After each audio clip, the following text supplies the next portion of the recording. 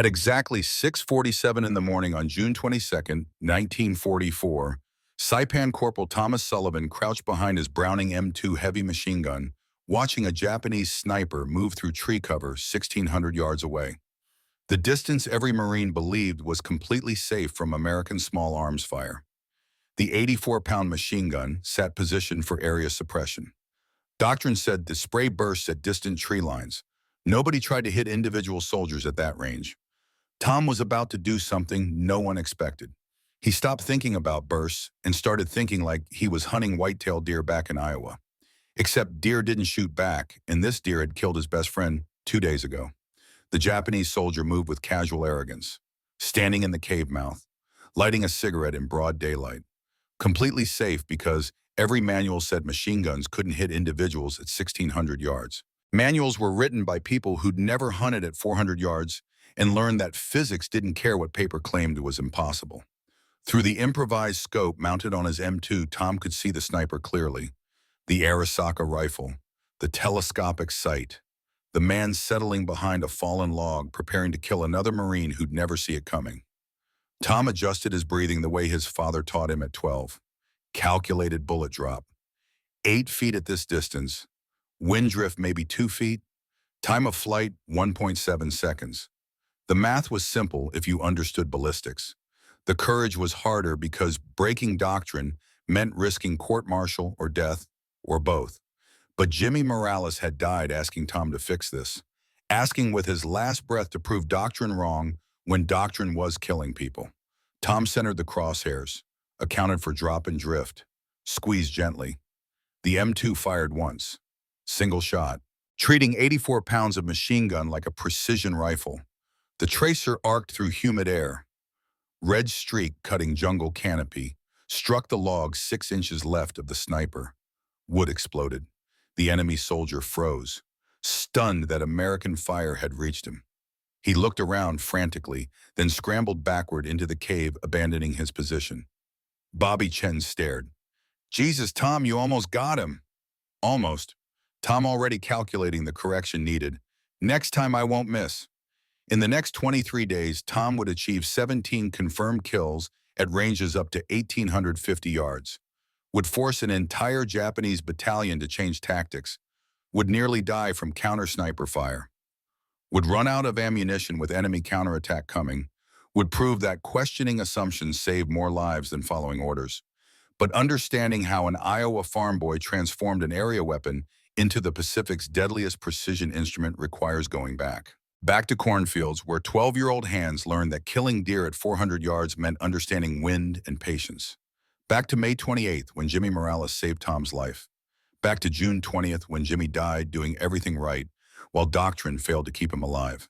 Thomas Sullivan grew up on 340 acres of Iowa farmland, where his father raised corn and white-tailed deer, populated woodlots between fields, stretching to horizons interrupted only by distant barns. Started hunting at 12, not for sport, but necessity. Deer meat fed the family through winter when farm income disappeared into debts for seed and equipment. His father taught him ammunition cost money, and wasted shots meant wasted dollars. Every cartridge had to count. You didn't spray lead hoping for luck.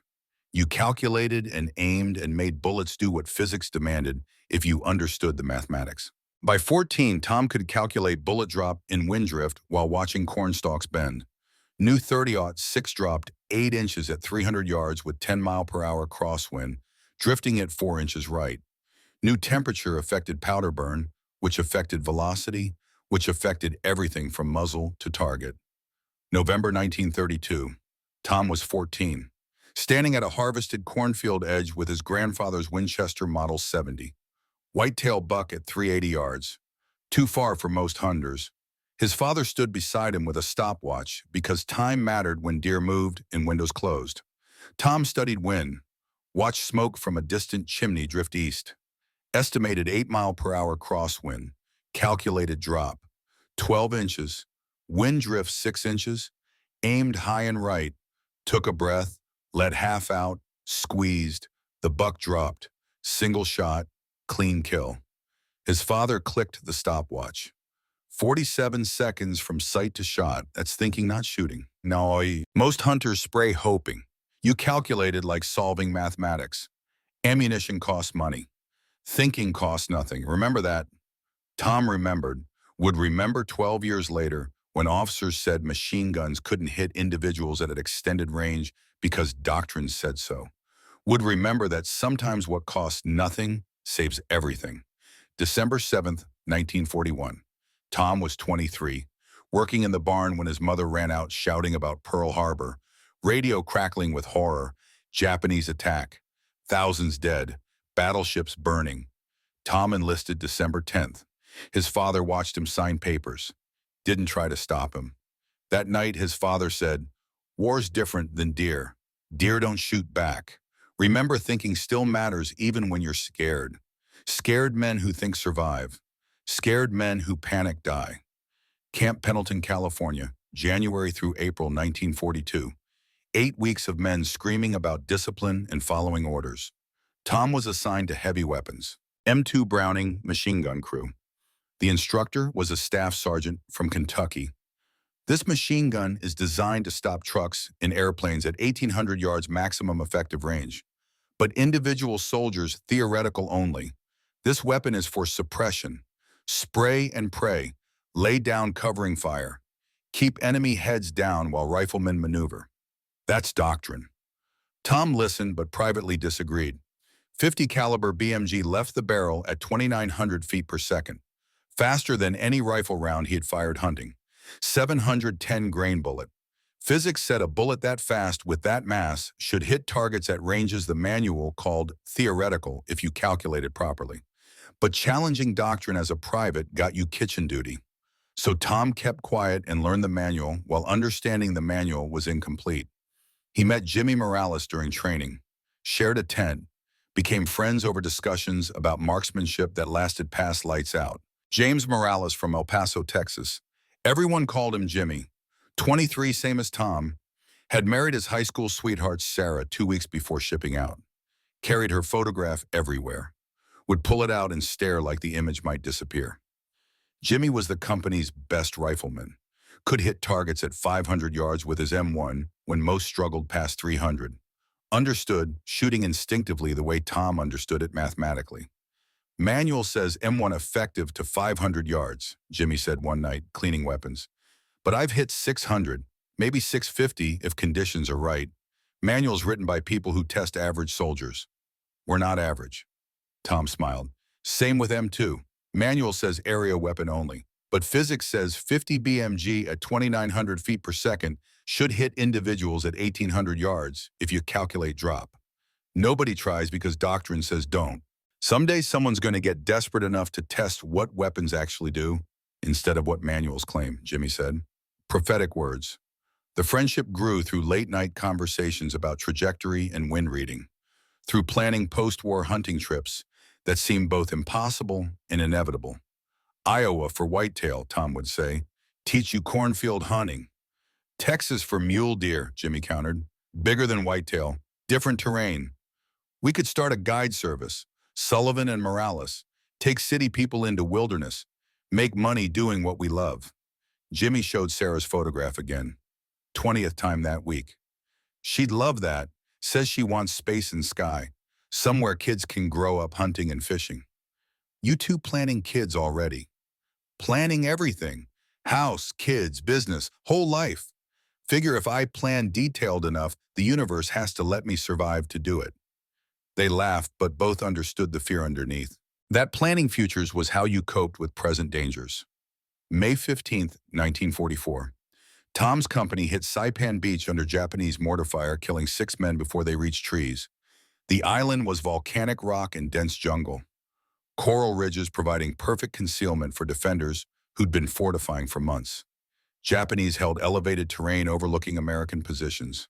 Their snipers were patient and skilled, would wait hours for a single high-value target. Marine officers, artillery spotters, radio operators, anyone whose death would disrupt operations beyond simple mathematics of one casualty. The snipers operated from 12 to 1,800 yards. Positions they believed completely safe because American M1 rifles were only effective to 500 yards. Beyond that, American small arms couldn't reach them. So they moved casually, stood in cave mouths, lit cigarettes in daylight. In 48 hours, they killed 19 Marines. Private Johnson on May 16th, Corporal Davis on May 17th, Sergeant Williams on May 18th. Casualties accumulated with inexorable mathematics.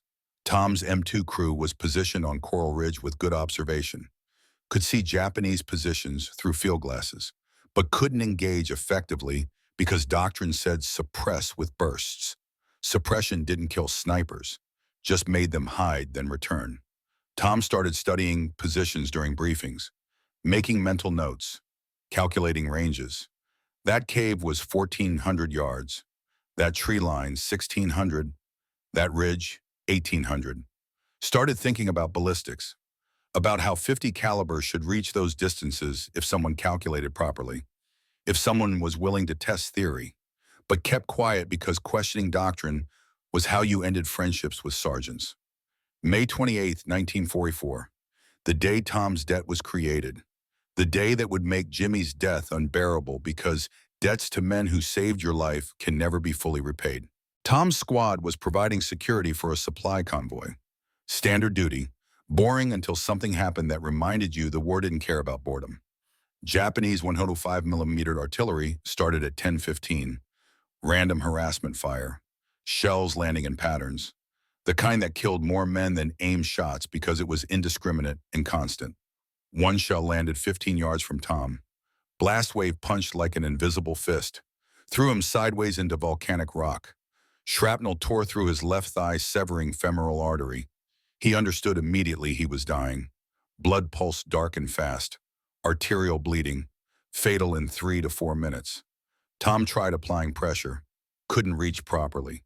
Couldn't make his fingers work because shock was setting in and vision was tunneling. This is how you die. Not heroically, just randomly because a shell landed wrong. Jimmy appeared running through continuing artillery, not walking. Running upright across open ground while shells kept falling. Slid into the crater with his combat lifesaver kit already open. 14 minutes under fire. Jimmy worked while artillery continued. Tourniquet above the wound. Pressure dressing packed with gauze. IV fluids. His hands covered in Tom's blood, working with focused intensity. Tom's consciousness faded in and out. Remembers fragments. Jimmy's voice steady. Another round landing 8 yards away. Jimmy covering Tom's body with his own. Medics arriving. Being loaded on a stretcher. Jimmy walking alongside, refusing to leave. At the aid station, the doctor examined Tom's leg. Looked at the tourniquet. Looked at Jimmy. This saved his life. Femoral artery completely severed. Another 2 minutes he'd have bled out. Who applied it? Jimmy, sitting beside the cot, covered in Tom's blood. I did, sir. You have medical training. Combat lifesaver course, sir. Figured someone should know how to stop bleeding. The doctor looked at Tom. Your friend saved your life. Without immediate intervention, you'd be dead. Tom looked at Jimmy, throat too tight to speak. Finally managed, thank you doesn't seem enough. Jimmy showed Sarah's photograph. Must have been in his pocket while working on Tom. Thank you isn't necessary. Just means when we get home, you help me teach my kids to hunt Iowa style. Deal. Deal. Good, because I wasn't asking. You owe me your life now. Don't forget it. We're building that guide service. Sullivan and Morales. That's payment. Tom spent 3 weeks recovering. During recovery, Jimmy visited daily. Brought food. Shared letters from Sarah. Made elaborate plans that seemed more real with each telling. June 2nd, Jimmy arrived with a letter he'd been reading repeatedly, hands shaking when he showed Tom. Sarah's pregnant, found out last week, due January 1945. Means I'm fighting for someone who doesn't even exist yet. Tom tried to find words. Means you have to survive 6 months. Get home, meet your kid. 6 months feels like forever. Every day's Russian roulette. You step wrong or Japanese sniper picks you or artillery lands on your position. You don't control any of it. Then we control what we can. Stay smart. Don't take stupid risks. Get home to Sarah and that baby. Jimmy showed a photograph Sarah sent, her sister's baby. This'll be mine in January. If it's a boy, I'm naming him Thomas, after you, because you're going to be there helping me teach him to hunt, to calculate bullet drop. All the things your father taught you. Tom's throat went tight. I'm honored. Means I have to survive too. Can't be godfather if I'm dead. Then we both survive. We both go home. We both build that business. That's the only acceptable outcome. They shook on it. Promise between friends. Something to survive for. June 10th, Jimmy was assigned observation post duty. Dangerous because observation posts were exposed positions watching Japanese lines. But Jimmy volunteered because he was the best shot, so it made sense. Tom said, be careful. Japanese snipers have been active. I'm always careful. Besides, they can't hit what they can't see, and I'm very good at not being seen. I'll be fine. June 19th, final conversation. Neither knew it would be final. Jimmy was taking observation post the next morning, position that would kill him, but they didn't know that yet. You know what bothers me most about this war, Jimmy said around midnight? It's not dying, it's dying stupidly. Following doctrine that doesn't work. Doing everything right and dying anyway because right doesn't match reality. If I don't make it home, I want it to be because I tried something and failed, not because I followed rules that got me killed. Dark talk for midnight.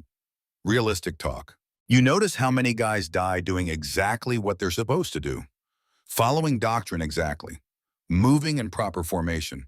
And doctrine doesn't account for enemy moving faster or having better position or just getting unlucky.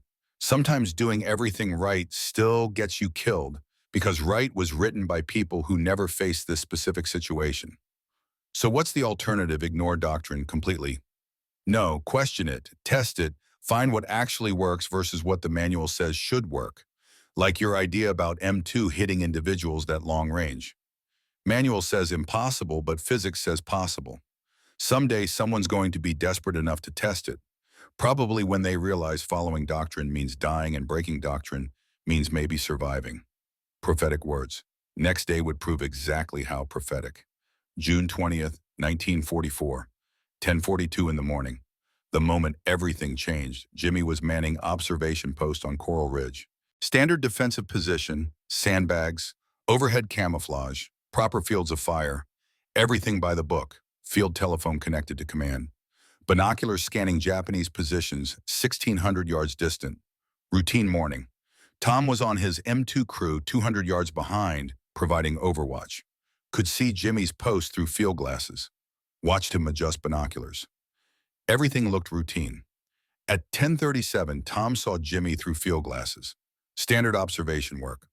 What Tom couldn't see was the Japanese sniper in a cave mouth 1,600 yards from Jimmy, who'd been watching through his scope for 20 minutes, waiting patiently for the American observer to present a clear target.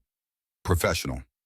Understanding that observation posts were high-value targets because killing observers blinded American artillery. The sniper knew the range precisely, had his Arisaka Type 99 zeroed for 1,600 yards. Wind was light, perfect conditions. He squeezed gently. At 10:42, Tom heard a single shot echo, saw Jimmy jerk backward, saw binoculars fall, saw Jimmy collapse and not move. Tom didn't think. Grabbed his medical kit, started running. 200 yards uphill across exposed coral. Bobby Chen yelling this was suicide. Tom didn't care. Jimmy had saved his life running through artillery. Debt must be paid. Reached Jimmy at 10:44, 2 minutes after the shot. Jimmy lay on his back, single gunshot wound center chest, blood spreading dark. The 7.7 millimeter round had entered below the sternum. Massive internal damage. Jimmy was still conscious, breathing wrong, bubbling sound meaning punctured lung. Eyes focused on Tom with terrible clarity. Jimmy, I got you. Medic's coming. You're going to be fine. Jimmy's hand gripped Tom's arm, weak but insistent. Liar, can feel it, lungs punctured, maybe heart damaged. I'm done, Tom. Don't talk, save your strength. Need to talk, not much time. Coughing blood. Tom, listen. That shot came from 1,600 yards. See that cave mouth northeast ridge? That's where he is, 1,600 yards. Tom looked, could see the cave mouth. I see it. American rifles can't reach that far. Manual says M1 effective to 500 yards. That sniper sits up there completely safe, picking us off, and we can't reach him. 3 Marines died from that position last week. Henderson, Kowalski, Rodriguez. Same sniper probably. Untouchable. Don't worry about that now. Jimmy's grip tightened. Listen, your M2, 50 caliber BMG, 2,900 feet per second muzzle velocity, should reach 1,600 yards easy if you calculate drop in wind. Physics says possible. Manual says area weapon only, but manual's wrong. You've said it yourself. You know the math, Tom. You've calculated trajectory since you were 12. Jimmy, please. No strength left. Promise me something. Don't let more guys die because doctrine says it's impossible to shoot back. You can reach 1,600 yards with that M2. Same principle as deer at 400, just longer distance. Promise me you'll try. Don't let them keep picking us off because the manual says machine guns only suppress areas. Fix it, Tom. Please fix it. Tom couldn't speak, could only nod while tears ran down mixing with sweat and coral dust. Jimmy pulled Sarah's photograph from his pocket. Blood stained the edges. Tell her I tried to do everything right. Tell her I love her and Thomas Jr. when he's born. Tell her I'm sorry I won't be there teaching him to hunt like we planned. I'll tell her. Sullivan and Morales Guide Service. Still going to happen. You take my name, teach my son, hunt with him. Make sure he knows his dad wanted him to understand that sometimes following rules gets you killed and questioning rules keeps you alive. Make sure Thomas Jr. understands that. I promise, Jimmy. On your life, I promise. Not on my life. Jimmy smiled through blood. On theirs. Everyone who comes after. Every Marine watching those ridges. Every observer in exposed positions. Fix it so they don't have to die the same way. Following doctrine. Doing everything right. Dying because right doesn't reach far enough.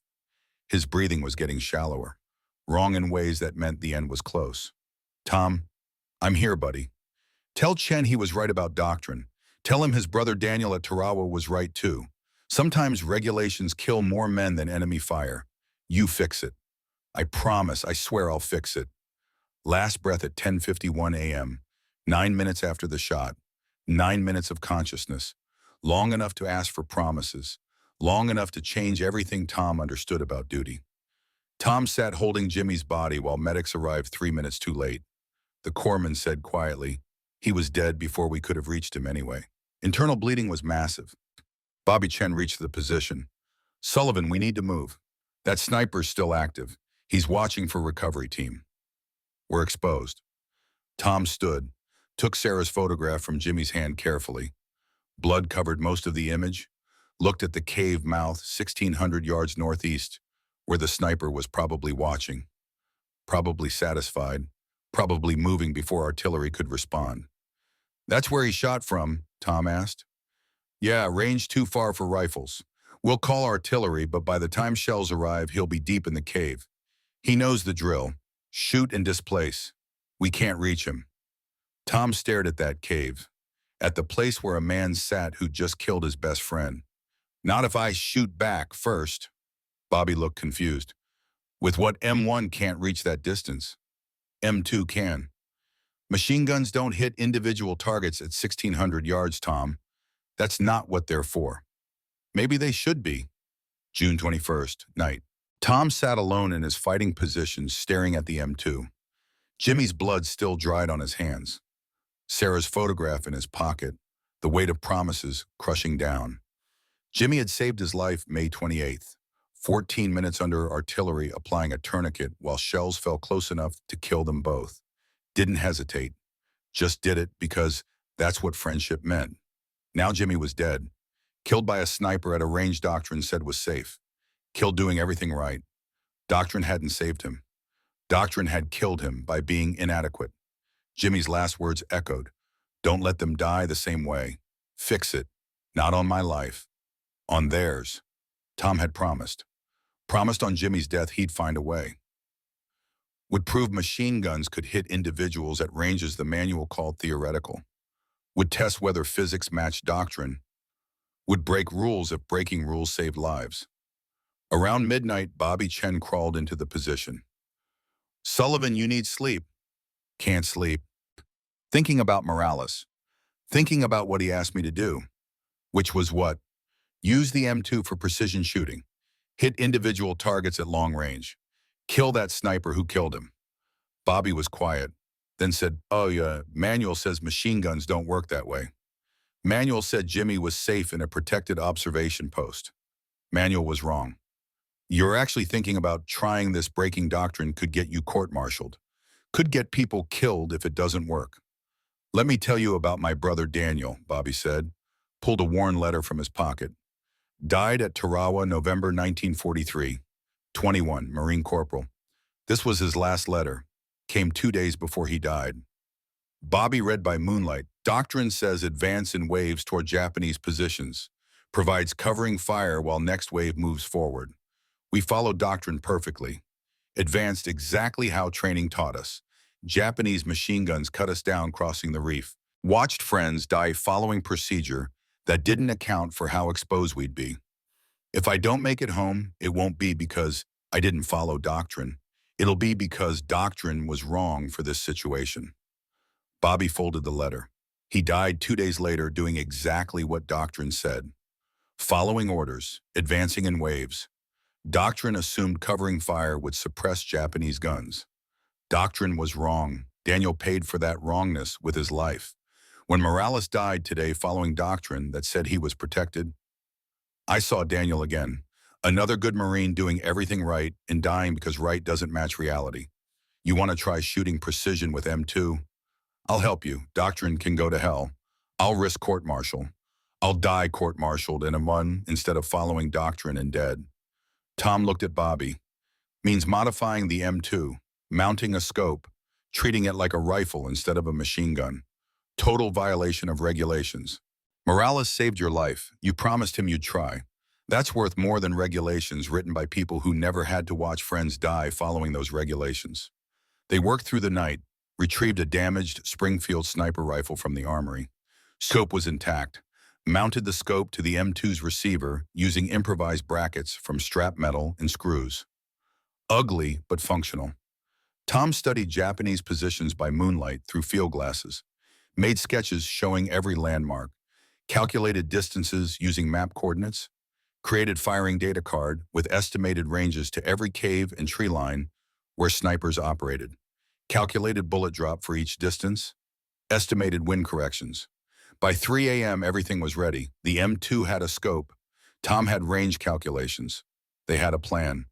Tomorrow at dawn, Tom would test whether theory matched reality, would attempt something no Marine had tried before, would honor the promise made to a dying friend who'd asked him to fix what doctrine couldn't fix. At 3:40 a.m., Tom whispered to the darkness where he imagined Jimmy might somehow hear. I'm going to try, Jimmy. Going to prove you were right. Going to fix it so no more Marines die at ranges we can reach. But doctrine says we can't. I owe you my life. This is how I pay that debt. By keeping the promise you asked for with your last breath. Tomorrow, June 22nd at 6:47 a.m., everything would change. An Iowa farm boy would fire a single shot from a machine gun at a target 1,600 yards away. Would miss by 6 inches. Would adjust calculations. Would try again. Would prove that questioning fundamental assumptions saved more lives than following orders perfectly. Would honor Jimmy Morales by breaking every rule that needed breaking to keep Marines alive. The work would matter. The credit wouldn't. That's exactly how both of them would have wanted it. The first shot came at exactly 6:47 in the morning on June 22nd, 1944. Tom settled behind the M2 with the improvised scope mounted awkwardly to the receiver. Bobby Chen loaded the ammunition belt with one tracer every 5th round so Tom could observe his shots and make corrections. Lieutenant William Cross stood 20 yards back watching with skeptical interest but allowing the attempt because 3 days of Japanese sniper fire had killed enough Marines to justify trying something unconventional. Through the scope, Tom could see Japanese positions with startling clarity. The cave mouth 1,600 yards northeast where Jimmy's killer operated. Movement visible in the shadows. An enemy soldier carrying an Arisaka rifle with its own telescopic sight. The same sniper, moving casually because he believed Americans couldn't reach him at this distance. Tom had spent the night calculating. Bullet drop at 1,600 yards, approximately 8 feet. Wind light this morning, maybe 5 miles per hour left to right. Wind drift, approximately 2 feet. Time of flight, 1.7 seconds. The mathematics were straightforward if you understood ballistics. The execution was harder because 84 pounds of machine gun weren't designed for precision work.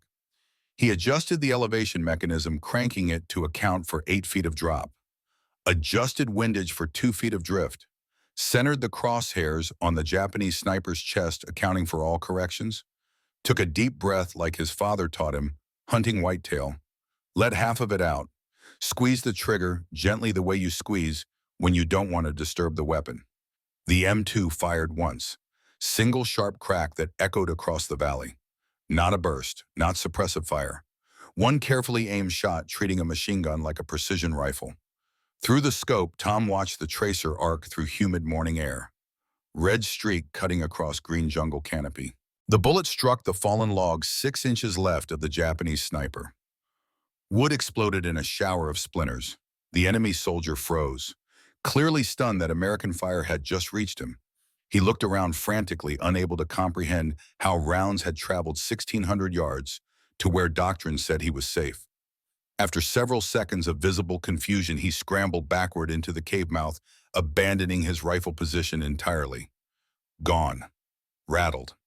Understanding suddenly that his sanctuary wasn't secure. Bobby stared at Tom with something approaching amazement. Jesus, Tom, you almost got him. Almost. Tom was already making mental adjustments. 6 inches left at 1,600 yards. Maybe quarter-minute windage correction. Shot was close enough to prove the concept works. M2 can reach targets at ranges where enemy feels safe. Just need to adjust holds. Lieutenant Cross walked over, examining the distant ridge through his binoculars. The Japanese positions that had been active all morning were now silent. Enemy forces apparently rattled by the realization that 1,600 yards wasn't the protective barrier they'd assumed. Corporal, that target was 1,600 yards away. You put a round within inches of him using a machine gun. That shouldn't be possible according to every manual I've ever read. Physics says it's possible, sir. Just needed someone willing to test whether theory matched reality.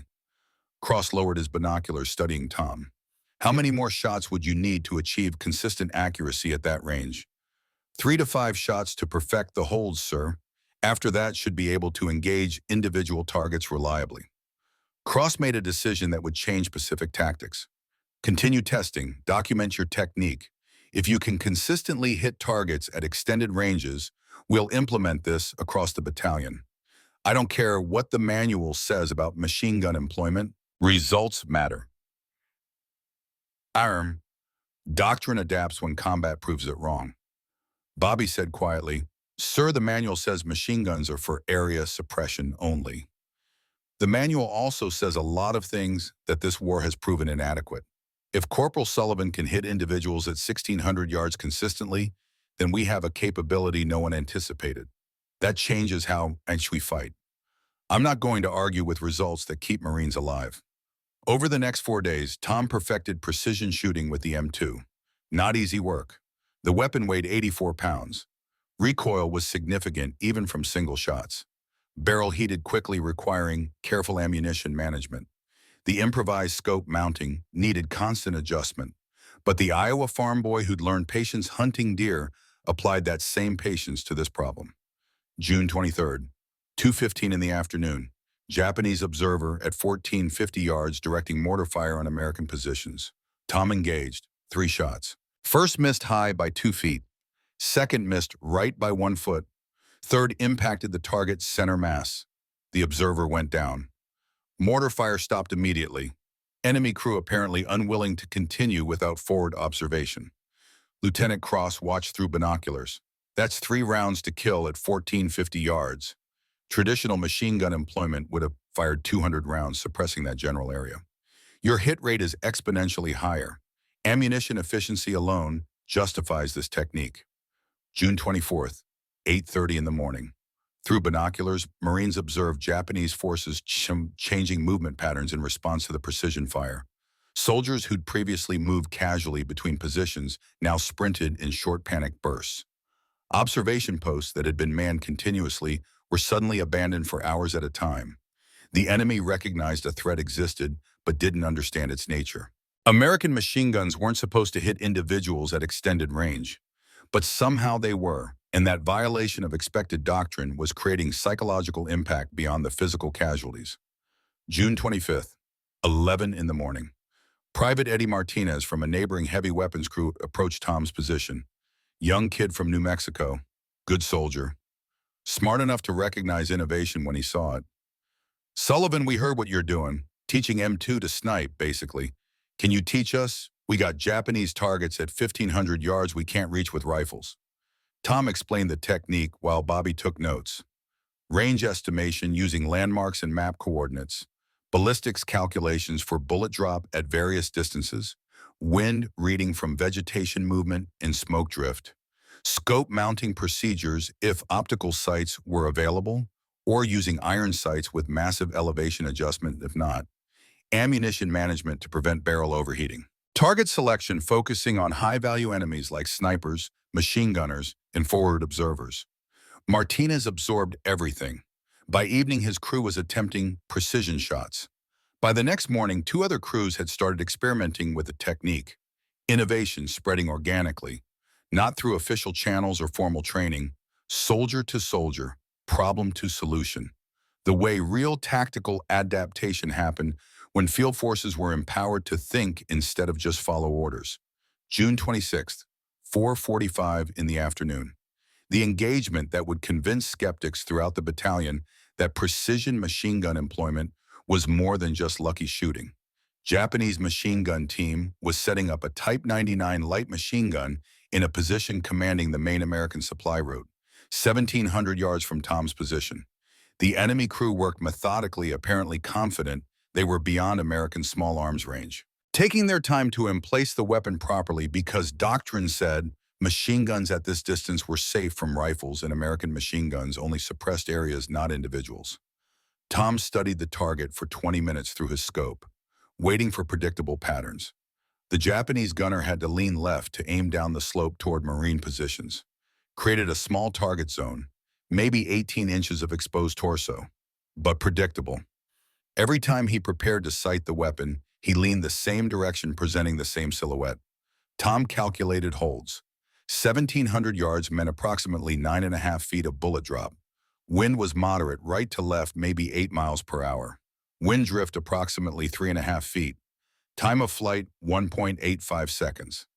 When the Japanese gunner leaned into his firing position, Tom was ready, had already adjusted for range and wind. Crosshairs centered on the exact spot where the enemy soldier's chest would appear. The gunner leaned. Tom fired. The .50 caliber round struck the Japanese gunner in the upper chest.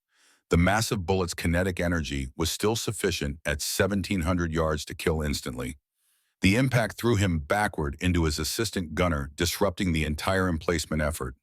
The surviving crew members scrambled for cover, abandoning the weapon and fleeing deeper into the ridge complex.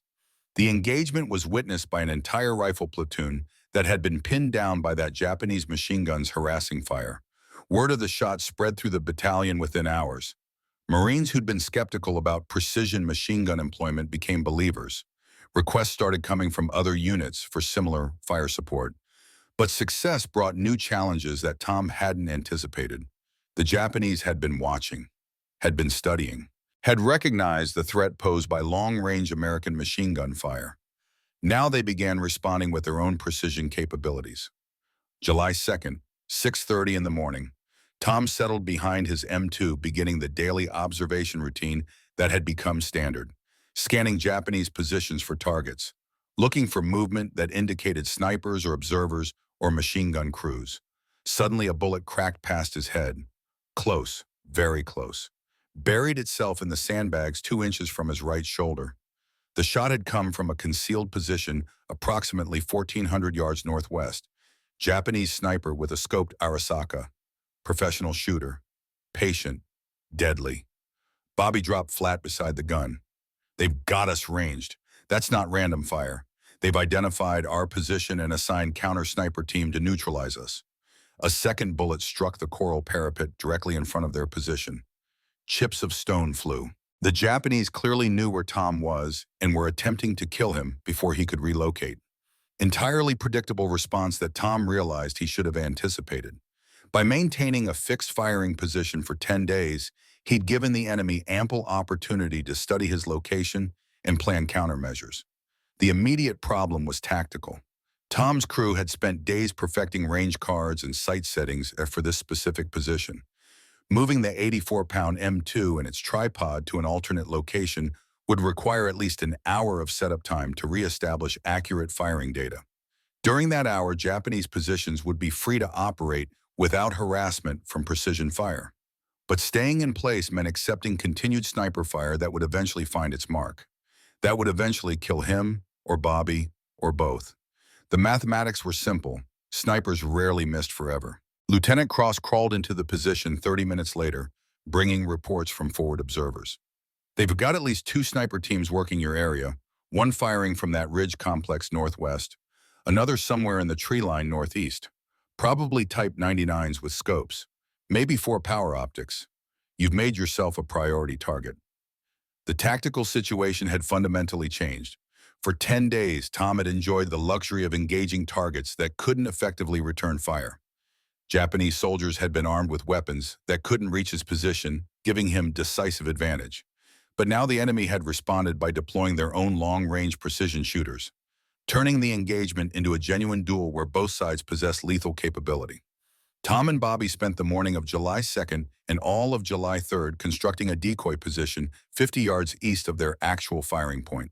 Using spare sandbags, camouflage netting, and a damaged M2 barrel, they created a convincing duplicate of their machine gun emplacement, complete with a helmet positioned to simulate a gunner's head. Construction had to be done during periods when Japanese observation was limited, crawling on hands and knees to avoid silhouetting themselves against the ridge. The real M2 was relocated to a depression in the coral reef that provided natural protection from the northwest, but maintained clear fields of fire toward primary target areas. The new position required completely recalculating all range data and wind corrections. Available space was more cramped than their original emplacement, but it offered the crucial advantage of being unexpected. Japanese snipers would be aiming at coordinates that no longer contained American personnel. July 3rd, 10:15 in the morning, the moment that nearly ended everything. The moment Tom understood that innovation carried costs that couldn't always be calculated in advance. Tom was behind the M2 in the new position, through his scope observing the Japanese ridgeline for targets, completely focused on a distant cave-in mouth 1,500 yards away where enemy movement was visible. Calculating wind, adjusting elevation, finger on trigger preparing to engage. The bullet passed 1 inch from Tom's left eye. So close he felt the shockwave. So close the heat from the round burned his cheek. So close that if he'd pulled the trigger half a second earlier, his head would have been positioned 1 inch differently and he'd be dead. The round embedded in the sandbag behind his head with a sound like a hammer striking steel. Tom's entire body froze. Combat instinct screaming to get down, but his brain was still processing what had just happened. The Japanese counter-sniper had nearly killed him, had come within 1 inch of ending his life, had fired from a position Tom hadn't identified despite all his scanning and observation. Bobby was screaming, "Sullivan, get down now!" Tom dropped behind cover, heart hammering so hard he could feel it in his throat, hands shaking uncontrollably. Kept feeling that phantom heat on his cheek where the bullet had passed. Kept seeing in his mind what would have happened if his timing had been different. Brain exploding. Death instant. Jimmy's promise unfulfilled. That night, July 3rd, Tom sat in his fighting position, unable to sleep. Kept feeling that heat on his cheek. Kept replaying the moment. 1 inch. Half a second different timing. The mathematics of death were that precise and that random. Bobby found him around midnight. "You okay?" "No, I'm not okay. That round missed by 1 inch, Bobby. 1 inch. If I'd been leaning different or pulled trigger half second earlier, I'd be dead." "But you're not dead. This time. What about next time? We've been doing this 12 days. Every day I expose myself longer sighting targets. Every day, Japanese snipers study my patterns. Eventually one won't miss. Eventually the mathematics catch up." "So what are you saying? Stop doing it."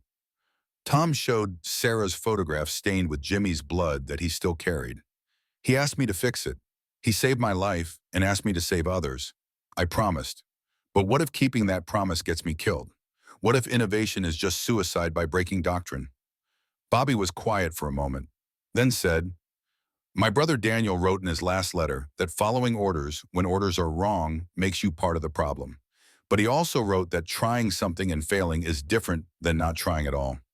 Morales didn't ask you to die for this. He asked you to try. There's a difference. You've already proved the concept works. 7 confirmed kills. Entire Japanese battalion changed their tactics. Other Marine crews adopting the technique. Innovation is successful. Now, question is whether you continue exposing yourself or whether we find smarter way to employ this capability. What's smarter? Decoy position work this morning. Japanese sniper fired 3 shots at the dummy emplacement. We're relocated. They're shooting at ghosts. We keep moving. Never fire from same position twice. Use mobility instead of static defense. Make them hunt us while we hunt them. Tom considered that. Mobile precision shooting means losing prepared positions, means recalculating ranges constantly. Harder to achieve accuracy, but keeps you alive. Dead innovators don't save lives. Living ones do. Morales wouldn't want you dying to keep a promise to him. He'd want you surviving long enough to help others. Tom decided that night to continue the mission but change tactics. Would rotate between 3 prepared positions. Would never fire more than 5 shots from a single location before moving. Would make Japanese snipers guess where he was. Trade some accuracy for survival because staying alive long enough to make a difference mattered more than perfect shooting from a position that would get him killed. July 4th, 10:15 a.m. The decoy proved its worth. Japanese sniper fired at the dummy position. 3 rapid shots hitting sandbags in the helmet. Tom was in his actual position 50 yards away. Could locate the muzzle flash through his scope. Position in a boulder cluster roughly 1,500 yards northwest. Tom returned fire. Single carefully aimed round. The shot struck within inches of the target, sending up a spray of rock fragments that forced the enemy sniper to abandon his position immediately. Proved the mobility concept worked. Japanese were hunting wrong locations while Tom operated from positions they hadn't identified. By July 5th, 6 M2 crews across the battalion were attempting precision shooting with varying degrees of success. Some crews had natural shooters who achieved consistent hits at 1,400 to 1,600 yards. Others struggled with ballistics calculations or wind reading. But even partial success created massive psychological impact on Japanese forces who now faced potential precision fire from multiple positions scattered across 2 miles of front. Enemy movement patterns became increasingly restricted. Japanese soldiers were afraid to expose themselves even at ranges previously considered safe. Observation posts were minimally manned. Supply movement was relegated to darkness. American innovation had created a zone of fire superiority extending far beyond traditional small arms range. July 6th, 2:35 in the afternoon. The shot that would represent both peak achievement and practical limit of the precision machine gun concept. Japanese machine gun team was positioning a Type 99 in a cave mouth at an estimated 1,850 yards, just at the extreme edge of the M2's theoretical effective capability. The target was barely visible even through Tom's 8-power scope. Appeared as little more than a shadow in the cave opening. Distance was so great that atmospheric conditions became factors Tom had never had to account for at shorter ranges. The shot required calculations at the absolute limit of what was possible. Bullet dropped nearly 12 feet at this distance. Wind conditions moderate, maybe 10 miles per hour crosswind, which meant approximately 4 feet of drift. Time of flight, 2.1 seconds. During that time, the bullet would be affected by wind humidity, temperature gradients, even the curvature of its trajectory through air of varying density. Tom spent 15 minutes studying the target through his scope, waiting for the Japanese gunner to position himself consistently enough to provide a predictable aim point. Watching patterns. Every time the gunner prepared to fire, he leaned left to sight down the slope, created a 12-inch target zone, small, distant, but theoretically achievable if every calculation was perfect and conditions remained stable.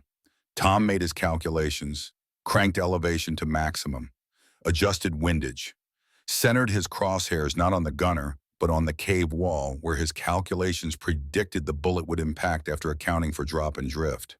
He fired. The .50 caliber round traveled 1,850 yards in 2.1 seconds. arcing trajectory that peaked, then descended, affected by wind that pushed it laterally, affected by gravity that pulled it down, affected by air resistance that slowed it. Physics and mathematics combining to guide 710 grains of copper, jacketed lead through space. The round impacted the cave wall directly beside the Japanese machine gun position, close enough that the concussive effect and flying rock fragments likely wounded or killed the gunner. The Type 99 went silent immediately, remained inactive for the rest of the day. Artillery observers confirmed through binoculars that the position had been abandoned with equipment scattered around the cave entrance. Bobby watched through field glasses.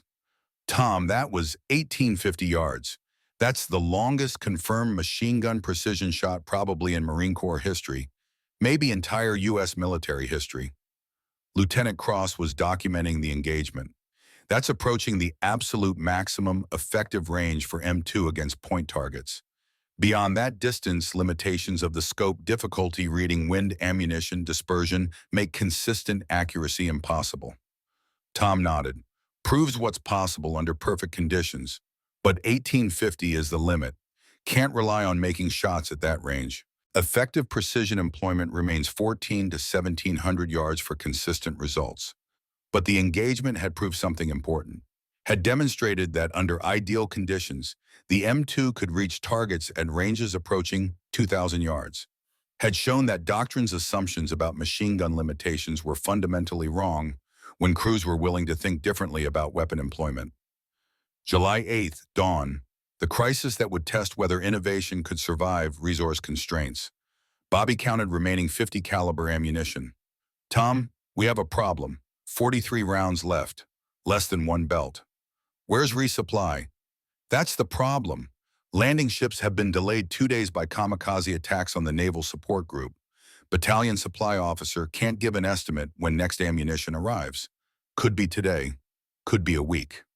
Tom stared at the 43 rounds. At their current engagement rate, maybe 6 more precision shots before the M2 fell silent. All the tactical advantage built over 16 days would disappear once ammunition was exhausted. Japanese forces would recognize the opportunity immediately, would resume aggressive operations, would retake the psychological initiative that American precision fire had seized. Lieutenant Cross arrived shortly after sunrise, bringing reports that painted an increasingly grim picture. Intelligence says Japanese are massing for a counterattack. Maybe tonight, maybe tomorrow morning. They're moving troops through those ridges you've been watching. Probably figured out your gun won't be shooting much longer. The enemy had clearly recognized the ammunition shortage as an opportunity. Japanese units that had been pinned in defensive positions were beginning to move more boldly, taking advantage of reduced American fire to reposition forces and prepare for offensive operations. Marines could observe increased activity in areas that had been quiet for days. Enemy soldiers moving in daylight, establishing new firing positions at ranges that should have been suicidal, but weren't because the M2 was nearly silent. Tom made the decision to conserve remaining ammunition for only the most critical targets, would abandon the harassment fire that had been so effective at disrupting enemy operations. Each shot would have to count not just tactically, but strategically, used only against targets whose elimination would have maximum impact on Japanese capabilities. 10:30 a.m. First test of this new discipline. Japanese machine gun teams setting up a Type 99 in a position commanding the main supply route to forward rifle companies. The enemy crew worked methodically, apparently confident that American long-range fire was no longer a threat. Tom had a clear shot at approximately 1,600 yards, but engaging would consume 3 to 5 of his precious remaining rounds. Bobby studied the position through field glasses. That gun can interdict the entire supply column. If they get it operational, nobody moves ammunition or medical supplies to the front companies. Tom settled behind his M2, adjusted scope for range and wind. The Japanese machine gunners were moving casually, taking their time. No reason to expect incoming fire from a position they probably assumed was out of ammunition. He fired. The .50 caliber round struck the primary gunner's center mass. Impact threw him backward into his assistant gunner, disrupting the emplacement effort. Surviving Japanese soldiers scrambled for cover, abandoning the weapon. Supply route remained open, but Tom was down to 38 rounds. The afternoon brought worse developments. Japanese forces began probing the marine perimeter with small unit attacks clearly designed to test American response capabilities. Enemy squads would advance to positions just beyond rifle range, establish temporary firing positions, engage marine outposts with aimed fire, then withdraw. The attacks were coordinated and systematic, suggesting a larger plan to identify weak points in the defensive line. Traditional doctrine called for machine gun crews to respond with sustained suppressive fire, force the enemy to withdraw while friendly forces maneuvered. But Tom couldn't afford expending limited ammunition on suppression missions that might consume 20 or 30 rounds without achieving definitive results. He was forced to watch enemy soldiers operate at ranges where his weapon could reach them, knowing that engagement would exhaust his remaining capability. The psychological pressure was becoming unbearable. 3:40 p.m., Japanese sniper team established position at 1,400 yards, began systematically engaging Marine forward observers, killed one spotter, and wounded another within 30 minutes. The enemy marksmen were operating from a location providing excellent concealment in fields of fire, clearly planning to remain in position for an extended engagement. They represented exactly the kind of high-value target that justified expenditure of scarce ammunition. Tom engaged with 2 carefully aimed shots. Second round struck close enough to force the snipers to abandon their location. But the engagement reduced remaining ammunition to 35 rounds. Could see other Japanese positions becoming active as enemy forces sensed the reduced American fire capability. Bobby proposed a desperate solution. What if we coordinate with the other heavy weapons crews, pool our remaining ammunition, concentrate on the most critical targets, better than individual crews running out separately? The idea had merit, represented fundamental change in tactical approach. Instead of individual crew operations, the remaining machine gun teams would have to function as a coordinated precision fire unit, sharing intelligence and ammunition resources while maintaining mutually supporting positions. Logistics would be complex, required radio coordination and careful planning to avoid duplication of effort. Lieutenant Cross approved the concept immediately. Consolidate resources, coordinate targeting, make every round count across the battalion, not just individual crews. By 5 p.m., 3 M2 crews had consolidated their remaining 50 caliber ammunition into a single supply pool totaling 112 cartridges. Ammunition was distributed based on crew capability and target priority. Tom's team received 45 rounds as the most experienced precision shooters. 9:30 p.m., the Japanese counterattack began with mortar fire hitting Marine forward positions, followed by infantry probes against the perimeter at multiple points. Enemy forces moved with unusual boldness, apparently confident that American long-range fire was no longer effective. Japanese machine gun teams established positions at ranges that had been untenable just days earlier.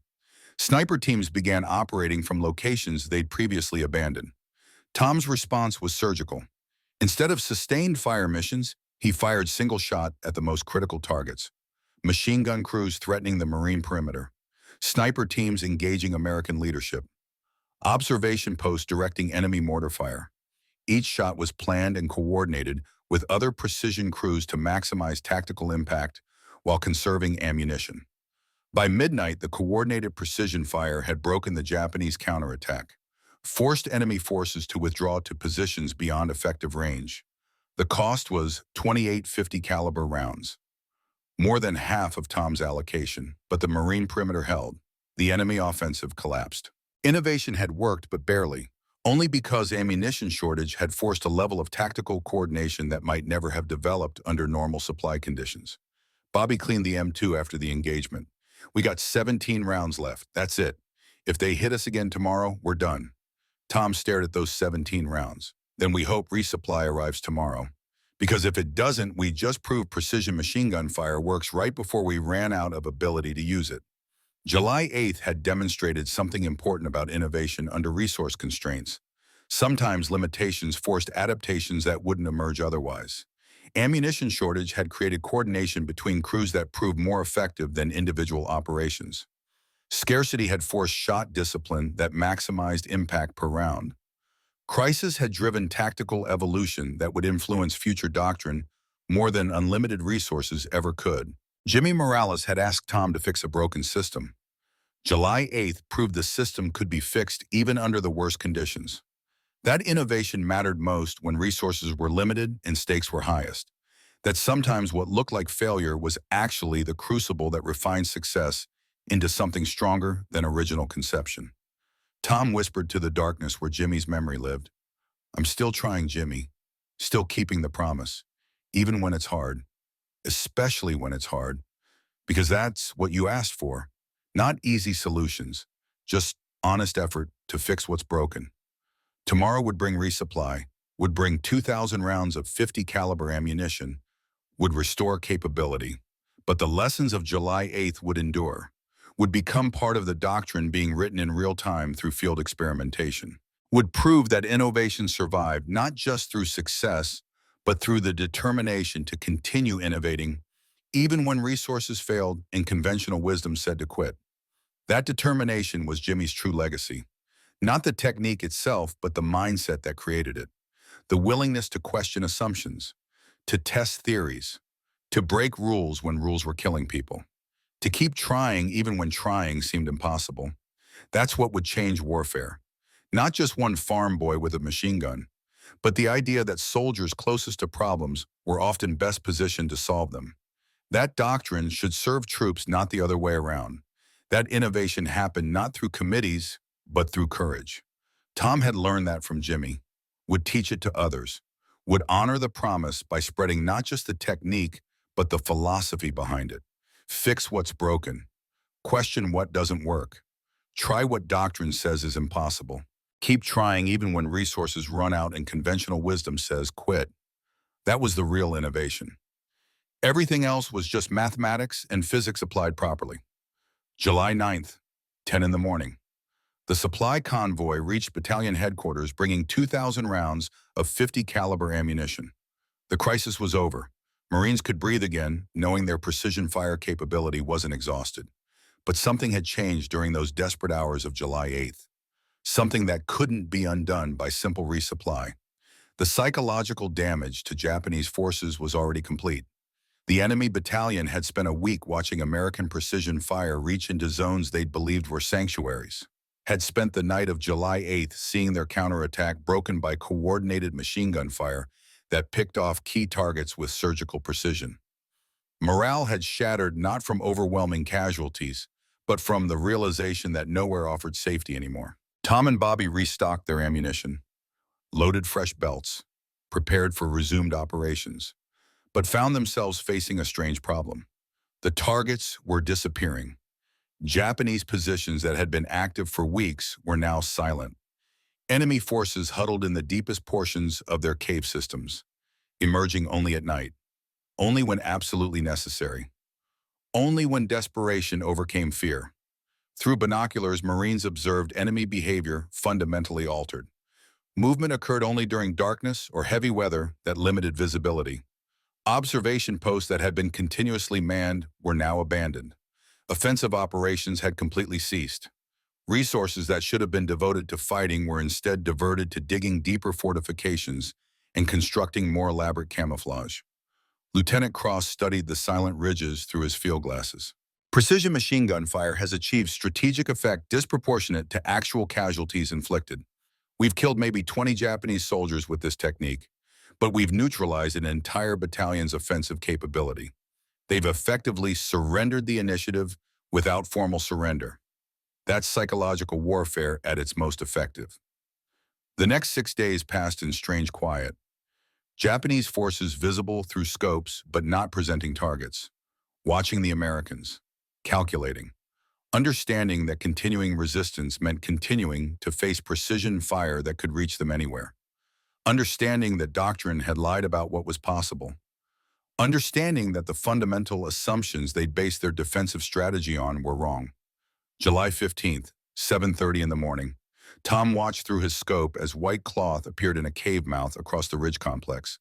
Small piece of fabric tied to a rifle barrel, thrust cautiously into morning sunlight.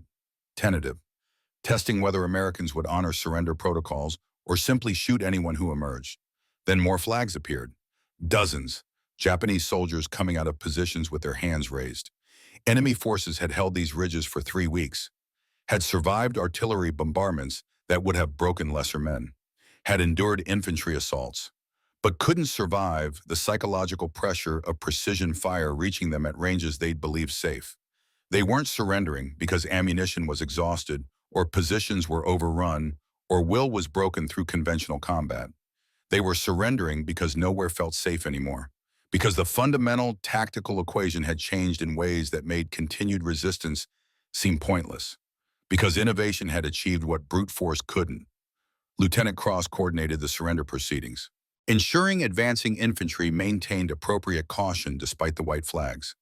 Enemy forces were known to use surrender ruses, but this appeared genuine. Japanese soldiers emerged from positions showing signs of malnutrition and exhaustion. Weeks of minimal resupply, weeks of psychological pressure, weeks of understanding they were being hunted by weapons that shouldn't have been able to reach them. Tom remained at his M2 throughout the morning, maintaining overwatch even though active engagement seemed unlikely. His weapon was loaded with a fresh belt. Scope trained on the Ridge complex. Tactical situation required continued vigilance until the entire area was secured. Marine patrols moving through former enemy positions discovered the human cost. Dozens of improvised graves where Japanese soldiers had buried their dead during the 3-week siege. Many cave positions showed evidence of direct hits from .50 caliber fire. Crater patterns and bloodstains testifying to the effectiveness of precision shooting. Tom found himself studying these impact sites with mixed emotions, recognizing his own handiwork while contemplating the individual tragedies each crater represented. The afternoon brought something unexpected: Japanese prisoners being processed. One of them, a corporal who'd served as a sniper throughout the campaign. Through an interpreter, he asked to speak with the American machine gunner who'd been shooting at extended range. Wanted to understand how it was possible. They brought him to Tom's position under guard. The Japanese corporal looked tired, defeated, but still possessed the bearing of a professional soldier. Through the interpreter, he spoke. "We believed ourselves safe at 1,600 meters. Every military manual said American machine guns could not hit individual targets beyond 800 meters. We moved confidently, stood in cave mouths, observed your positions, knowing your rifles could not reach us. Then the big gun began shooting single bullets like a rifle. First time we thought luck. Second time we became concerned. Third time we understood. Americans had a weapon that reached farther than our intelligence predicted. Suddenly nowhere felt safe. We stopped moving in daylight. Abandoned observation posts we had held for weeks. Spent more time hiding than fighting. Morale collapsed not because many of us died, but because we could not find any position beyond your reach. That fear was worse than actual casualties. The fear that everywhere was a kill zone." Another prisoner spoke, a machine gunner. "I set up Type 9 at 1,700 meters thinking position was secure. American bullet killed my gunner instantly. We abandoned the weapon, never returned. After that, every time we tried to establish a position, we wondered if the American precision gun was watching. That uncertainty made us ineffective even when you weren't shooting. The psychological impact exceeded the physical danger." Lieutenant Cross documented these testimonials carefully, would include them in his after-action report. Evidence that precision machine gun fire had achieved psychological dominance far exceeding physical casualties. That innovation had changed the tactical calculus in ways that couldn't be measured simply by counting bodies. Bobby conducted an informal assessment that evening, compiling engagement records from the past 24 days. The statistics told a story that doctrine had said was impossible. Total rounds fired, 430 .50 caliber BMG cartridges. Confirmed kills, 17 individual Japanese soldiers. Probable kills and casualties from near misses and fragmentation effects. Estimated 25 additional. Hit rate approximately 10% per round fired versus traditional machine gun area suppression, which achieved maybe 0.1%. Range statistics painted an even more dramatic picture. Minimum engagement range 1,300 yards. Average engagement range 1,550 yards. Maximum confirmed kill 1,850 yards on July 6th. Ranges that every manual said were beyond effective capability for machine gun employment against individual targets. Tactical impact measured not just in casualties, but in enemy behavior modification. Japanese positions suppressed across 2 miles of ridgeline. Enemy movement restricted by 70% reduction in daylight activity. Observation posts abandoned 9 out of 12 previously active locations. Psychological effect, forcing entire battalion to modify operational approach. Innovation spread. 6 M2 crews within the battalion had adopted precision shooting techniques by July 15th.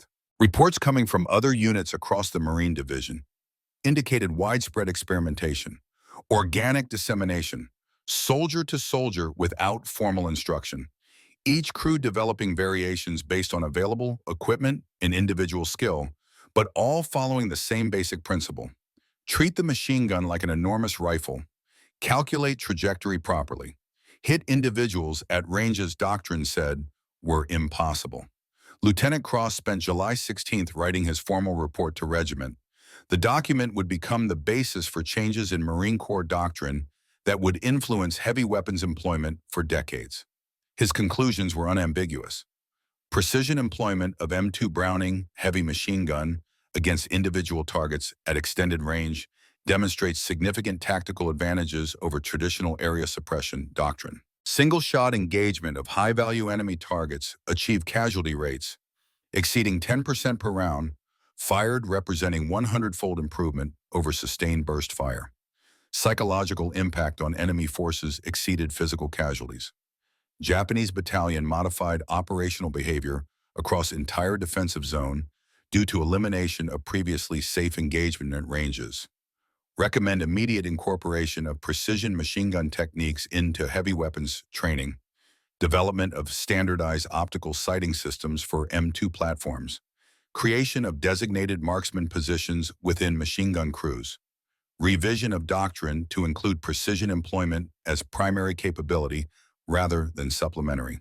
The report included detailed technical specifications, range estimation procedures, ballistics calculation methods, ammunition management protocols, coordination procedures with supporting arms, everything needed to replicate the technique across the Marine Corps. But the report also included something more important, a paragraph about the nature of innovation itself. Techniques documented herein developed through field experimentation by Corporal Thomas Sullivan, assisted by Sergeant Robert Chen, in response to specific tactical challenge. Innovation emerged from practical problem solving rather than formal doctrinal development. C suggests field forces capable of tactical innovation when empowered to question assumptions and test alternatives. Recommend fostering culture that encourages enlisted initiative rather than rigid adherence to doctrine that may be inadequate for specific combat situations. Cross understood something that many officers missed. That real innovation happened not through committees in Washington, but through corporals in fighting holes who were willing to think. That doctrine should serve troops, not the other way around. That the price of innovation was accepting that sometimes privates and corporals knew more about what worked than the people who wrote the manuals. October 1945, Tom was discharged with the rank of corporal. 2 Purple Hearts for wounds received May 28th and July 3rd. Combat Action Ribbon, Marksmanship Badge, Honorable Discharge, Train Ticket back to Iowa. No medals specifically for precision machine gun innovation. No official commendation mentioning technique development. After action reports credited field expedient modifications to standard operating procedures without naming individuals. Military bureaucracy uncomfortable, highlighting innovations that questioned established doctrine, even when those innovations saved lives. Tom returned to Iowa with a duffel bag and memories he couldn't share with people who hadn't been there. His parents were alive. The farm still operating. Everything looked the same, but Tom was different in ways that didn't show externally. December 1945. Tom traveled to El Paso finding Sarah Morales through the address Jimmy had kept. She was teaching 2nd grade, 7 months pregnant. Opened the door and saw the Marine uniform, recognized immediately what it meant. "You served with Jimmy." "Yes, ma'am, Corporal Thomas Sullivan. I was with him when he died. He asked me to give you this." He handed her the photograph stained with Jimmy's blood. Sarah looked at it for a long moment, then started crying. Quiet tears while holding the photo with both hands. Did he suffer? Tom lied because truth served no purpose. "No, ma'am, it was very fast. He didn't feel pain." "Did he talk about me?" "Constantly. Showed this photograph to everyone. Said he was planning to name the baby Thomas if it's a boy. After me. Because he wanted me there teaching his son to hunt someday. Sarah cried harder. He wrote about you in letters, his friend who understood ballistics, who he trusted completely. He saved my life first, ma'am, May 28th. Femoral artery severed. He ran through artillery fire, applied a tourniquet, kept me alive until medics arrived. I owed him everything. He asked you to do something, didn't he? In his last moments, that was Jimmy, always thinking about others. He asked me to fix a problem with how we employed weapons, Japanese snipers operating at ranges beyond our capabilities. He asked me to find a way to reach them, so they couldn't keep killing Marines safely. Did you fix it? Yes, ma'am. Used his idea in my calculations. Built precision shooting technique with a machine gun. Changed how the entire Marine Corps employs heavy weapons now. That's Jimmy's legacy. He saw the problem. I just figured out the solution. Sarah looked at the photograph, at Jimmy's face obscured by his own blood. He'd be proud. Jimmy believed in questioning assumptions when assumptions got people killed.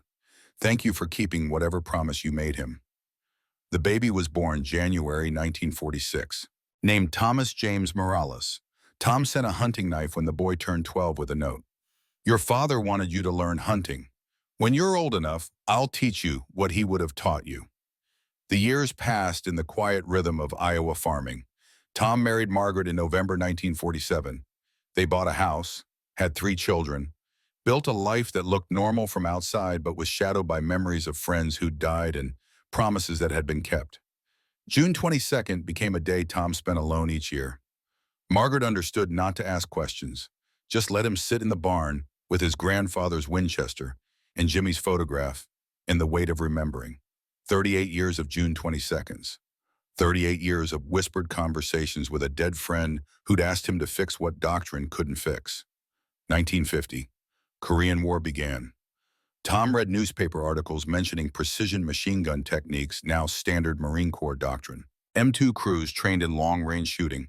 Optical sights issued. Range estimation procedures formalized. Innovation that started with Tom and Jimmy now written into training manuals taught at Camp Pendleton. Saving Marines. Tom would never meet. Fighting a war Tom wasn't part of. But techniques worked because physics didn't care about wars. 1951. Tom's son Michael was 16. Learning to hunt. Tom teaching him ballistics and wind reading. Using the same Winchester his grandfather had used.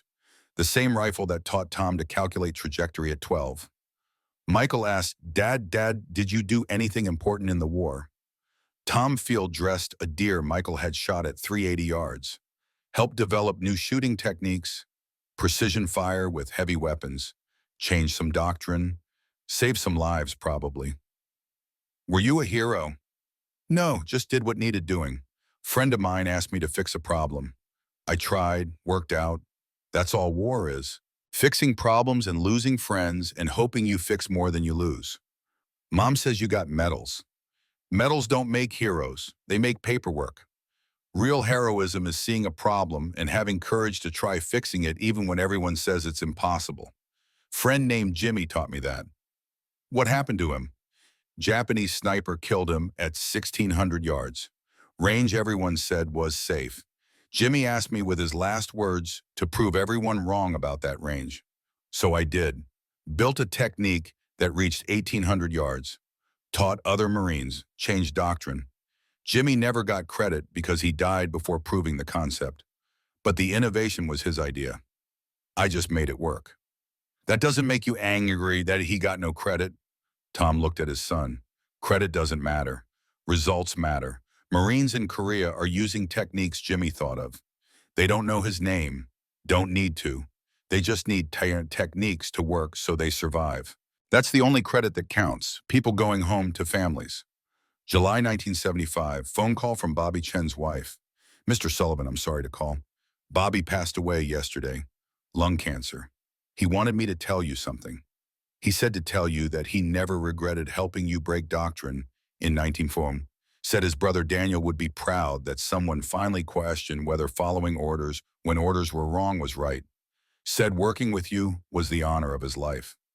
Tom sat alone after hanging up, thinking about Bobby, about how many times innovation required not just someone willing to try, but someone willing to authorize trying. Bobby had risked court-martial letting Tom break doctrine. Could have said no, could have followed regulations. Instead chose to support innovation because his brother had died following regulations that didn't work. June 22, 1982, 38th anniversary. Tom was 64, sitting alone in the farmhouse. Every June 22nd, he spent the day alone remembering. Remembers Jimmy showing Sarah's photograph, planning hunting trips, saving Tom's life, dying asking Tom to fix it. Remembers Bobby saying doctrine can go to hell. Remembers Lieutenant Cross deciding results mattered more than manuals. Remembers 430 rounds fired over 24 days. 17 Japanese soldiers killed. 600 or more Americans who didn't die because Japanese snipers couldn't operate with impunity. Doctrine that changed because someone questioned assumptions. He opened the drawer. Jimmy's photograph stained with blood. Sarah had given it back to Tom in 1965 when Thomas James Morales graduated high school. Said this belongs to the man who kept Jimmy's promise. Tom whispered to a man dead 38 years. Jimmy, I kept your promise. Fixed the system, changed doctrine, saved lives. Marines across the Pacific used your idea. Korea, Vietnam, everywhere 50 caliber machine guns are deployed. Your legacy, even though nobody knows your name. That's how it should be. Work matters. Credit doesn't. August 15th, 1982. Tom died age 64. Heart attack while working the farm. Alone in a field. Quick death. Found by his son Michael 3 hours later. The obituary in the local paper was 4 sentences. Thomas Sullivan, 64, of rural Iowa, died August 15th. Veteran World War II U.S. Marine Corps Pacific Theater. Operated family farm 1945 through 1982. Survived by wife Margaret, 3 children, 7 grandchildren. No mention of innovation. No mention of precision machine gun techniques. No mention of doctrine changes or lives saved. Just simple obituary for an Iowa farmer who happened to serve in a war. The funeral was attended by family and neighbors. Nobody from the Marines. Nobody who knew what Tom had done in June and July 1944. Nobody who understood how questioning assumptions had changed warfare. That's exactly how Tom wanted it. Told Margaret years ago, when I die, don't mention the war stuff. Just say I was a farmer who did his duty. That's enough. The year 2020, 80 years after Saipan. Tom Sullivan dead 42 years. Bobby Chen dead 49 years. Jimmy Morales dead 84 years. At Quantico Marine Base, a classroom holds 30 instructors learning advanced marksmanship doctrine. Gunnery Sergeant Maria Torres teaches heavy weapons employment. She displays a slide. Precision machine gun employment. Historical development. Precision employment of M2 Browning against individual targets at extended range is now standard Marine Corps doctrine. Started with field innovation by an enlisted Marine in 1944 Saipan who questioned whether machine guns could only suppress areas. Marine's name was Corporal Thomas Sullivan. Records show he achieved 17 confirmed kills at ranges 1,300 to 1,850 yards. Forced a Japanese battalion to modify tactics. Proved machine guns could engage individuals if crews employed proper ballistics calculations. Sullivan's techniques spread throughout the Pacific Theater. By 1945, standard operating procedure. By 1950, Korean War written into formal doctrine. Today, every Marine machine gun crew is trained in these methods. Sullivan received no medals for the innovation. Never promoted beyond corporal. Discharged 1945, returned to Iowa. Farming died 1982. Most Marines using his techniques don't know his name. Don't need to. They just need the techniques to work so they survive. A young lieutenant raises his hand. Sergeant, why wasn't Sullivan recognized formally? Because in 1944, his innovation violated established doctrine. Manual said machine guns for area suppression only. Sullivan ignored the manual, proved the manual wrong. Military bureaucracy is uncomfortable with enlisted men being right when officers were wrong. So innovation was documented, but the innovator's name was minimized in reports. Classic military pattern: field forces develop solutions. Solutions work. Solutions get adopted. Credit goes to the system, not individuals. Sullivan probably didn't care. Marines alive because of his techniques is the only recognition that matters. She advances to the next slide. Black and white photograph. Tom Sullivan, age 26, behind the M2 with improvised scope. Saipan 1944. This is Sullivan, only known photograph of him with the weapon system he revolutionized. Image found in National Archives 2018. No caption, just a file number. Took a historian 2 years to identify him through cross-referencing unit records. That's how innovation gets remembered. System changes, doctrine adapts, names disappear, but techniques endure because physics doesn't care who discovered it. At the National Archives, a historian named Dr. James Chen researches Marine Corps tactical innovations. He's the grandson of Bobby Chen, discovers references in captured Japanese documents to American precision gun that shoots one bullet, cross-references with U.S. after-action reports, finds Lieutenant Cross's July 1944 report, report details precision techniques, but minimizes individual attribution. Dr. Chen searches for the personnel involved, finds Tom Sullivan's name buried in an appendix, no detail, just Corporal T. Sullivan, precision shooting techniques originator. Further research reveals Bobby Chen listed as assistant gunner. Dr. Chen realizes he's reading about his own grandfather, who died when James was an infant, grandfather who never spoke about the war to family. He publishes a paper in 2024, Forgotten Innovations, How Enlisted Marines Changed Pacific War Doctrine Through Field Experimentation. Paper details Sullivan and Chen collaboration. Jimmy Morales' death as catalyst. Technique development and spread. Statistical impact. Post-war doctrine incorporation. His conclusion. Sullivan and Chen represent a pattern throughout military history. Enlisted personnel closest to tactical problems often best positioned to develop solutions. But military recognition systems favor officers over enlisted. Result is that people who change warfare get forgotten while doctrine they created becomes standard. Sullivan died 1982, unknown. Techniques he pioneered still taught at Quantico. Marines worldwide use his methods without knowing his name. Perhaps that's appropriate. He didn't innovate for recognition. He innovated because a friend asked him to fix a broken system. System got fixed. That's the only legacy that matters. The paper is published in an academic journal, read by approximately 200 historians and military analysts. No mainstream coverage. Sullivan remains forgotten except by specialists studying tactical innovation. At Quantico Marine Corps Museum, the Pacific War Exhibit Hall holds a display case labeled Heavy Weapons Innovation. Inside sits an M2 Browning from 1944. Improvised scope mount, ammunition belts, range cards, the black and white photograph of Sullivan behind his gun. The placard reads, Precision Machine Gun Employment. During 1944 Saipan campaign, Marine machine gun crews developed techniques for engaging individual targets at extended ranges using M2 Browning heavy machine gun. Innovation emerged from tactical necessity when Japanese snipers operated beyond American rifle range. Techniques included single-shot firing versus traditional burst optical sighting systems, ballistics calculations for bullet drop and wind drift coordination between crews for targeting. Results demonstrated 100-fold improvement in ammunition effectiveness. Psychological impact on enemy forces exceeded physical casualties. Techniques quickly spread throughout Pacific theater, becoming standard doctrine by 1945. Innovation originated with enlisted Marines in forward positions who questioned conventional assumptions about weapon employment. Names of original innovators lost to time. Techniques they developed remain foundational to modern Marine Corps heavy weapons doctrine. The display attracts minimal attention. Most museum visitors focus on larger exhibits about major battles. Small display about how an Iowa farm boy changed doctrine by questioning whether the manual was right. Most people walk past without reading. In rural Iowa, a cemetery section reserved for veterans holds Tom Sullivan's headstone, simple gray granite.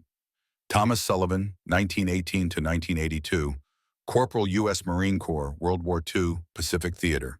Beloved husband and father. He questioned assumptions. The grave is visited occasionally by children and grandchildren. Nobody else. Most people walking through the cemetery don't notice it. Just another veteran's marker among hundreds. Nothing indicating the man buried there changed how Marines employ heavy weapons worldwide. At Camp Pendleton Library, the military history section holds Dr. Chen's 2024 book, Tactical Innovation in Combat, Enlisted Contributions to Marine Corps Doctrine, 1941 to 1945. Library card shows checked out twice. Book currently sits on shelf unread. dust gathering on the spine, surrounded by volumes about famous battles and generals. Chapter 7 is titled The Farm Boy and the Machine Gun, Sullivan and Chen at Saipan. Details the complete story. Jimmy Morales as Catalyst. Bobby Chen's brother lost at Tarawa. Tom Sullivan's ballistics calculations. June 22nd through July 15th, engagements. Statistical impact. Doctrine change. Post-war lives. Deaths in obscurity. The book is comprehensive, meticulously researched, properly documented, read by almost nobody. Dr. Chen dedicated the book to Corporal Thomas Sullivan and Sergeant Robert Chen. One my grandfather, the other his friend. Both forgotten by history, they changed. Both would prefer it that way because they didn't innovate for recognition. They innovated because Marines were dying and doctrine didn't offer solutions. Perfect summary of military innovation. Techniques endure. Systems adapt. Names disappear. Books are written for specialists. History is forgotten by everyone else. Tom Sullivan died in 1982 thinking nobody would remember. He was mostly right, except for one historian, the grandson of his assistant gunner, who spent 5 years researching what his grandfather never discussed, who published a book almost nobody reads, who ensured the story got documented even if documentation sits gathering dust on a forgotten library shelf. That's military history, not what everyone remembers, what specialists preserve. The pattern of innovation repeats throughout military history. Enlisted personnel closest to tactical problems develop field solutions. Solutions work. Solutions spread organically. Eventually, solutions get adopted into formal doctrine. Then innovators get forgotten while innovations become standard. Tom Sullivan questioned whether machine guns could only suppress areas. Jimmy Morales died asking him to fix a broken system. Bobby Chen authorized breaking doctrine because his brother died following doctrine. Together, they proved 50 caliber machine guns could engage individual targets at 1,800 yards when every manual said impossible. 17 Japanese killed. 600 Americans lived. Doctrine changed. Names disappeared. That's the pattern. That's military innovation. Not glamorous, not recognized, just necessary. What Jimmy Morales knew on June 20th, 1944 as he died was that regulations written by people who never faced a problem can't account for the problem's reality. That manuals tested under ideal conditions fail under combat conditions. That doctrine, assuming enemy behavior, doesn't adapt when the enemy adapts constantly. His last act was asking Tom to question, to test whether physics matched doctrine, to break rules when rules were killing Marines. That's leadership from a corporal who'll never get leadership credit. That's innovation from a soldier who died before seeing innovation work. That's legacy that matters more than medals or promotions or recognition. What Bobby Chen risked when he authorized Tom's experiment was court-martial demotion, career destruction. He risked them anyway because his brother Daniel died following orders at Tarawa. Because Daniel's last letter said following orders, when orders are wrong, makes you part of the problem. Because Bobby understood that sometimes regulations kill more Marines than enemy fire. That's courage. Not shooting accurately, but authorizing others to shoot when doctrine says don't shoot. The price of innovation is measured not just in success, but in risk. Tom survived July 3rd when a bullet missed his head by 1 inch. Survived by luck, not skill. Survived July 8th ammunition shortage by coordination, not preparation. Survived 24 days breaking doctrine and barely escaped with his life. Innovation carries cost. Sometimes career. Sometimes court-martial. Sometimes life. Tom paid in constant danger. Paid in 38 years of remembering friends who died. Paid in never fully explaining to family why June 22nd each year meant sitting alone. 600 Marines benefited from Tom's willingness to pay that price. None knew his name. None needed to. They just needed techniques to work, so they went home. Which matters more, recognition or results, credit or capability? Names remembered or lives saved? Tom Sullivan answered that question. June 22nd, 1944, at 6:47 a.m. when he fired his first precision shot. Answered it again every day for 38 years when he didn't seek recognition. Answered it finally August 15th, 1982, when he died quietly without telling anyone what he'd accomplished. Recognition doesn't matter. Results matter. Marines worldwide use Sullivan's techniques without knowing his name. That's perfect legacy for a man who didn't want credit, just wanted broken systems fixed. Somewhere today at Camp Pendleton, an instructor teaches precision machine gun employment. Somewhere in the world, Marines deploy with M2 crews trained in long-range precision fire. Somewhere in future conflicts, Marines will use Sullivan's techniques, saving lives of soldiers not yet born. That's legacy, not names remembered, not recognition granted, not credit assigned, just techniques enduring, just doctrine adapting, just Marines going home because 80 years ago, an Iowa farm boy questioned whether the manual was complete. On June 22, 1944, at 6:47 a.m., Tom Sullivan proved innovation mattered more than doctrine. That questioning assumptions saved more lives than following orders. That sometimes broken systems only get fixed when someone has courage to try fixing them, despite everyone saying it's impossible. Jimmy Morales asked him to try. Bobby Chen let him try. Tom tried. It worked. 600 Marines went home. Names disappeared. Work endured. That's the only legacy that matters.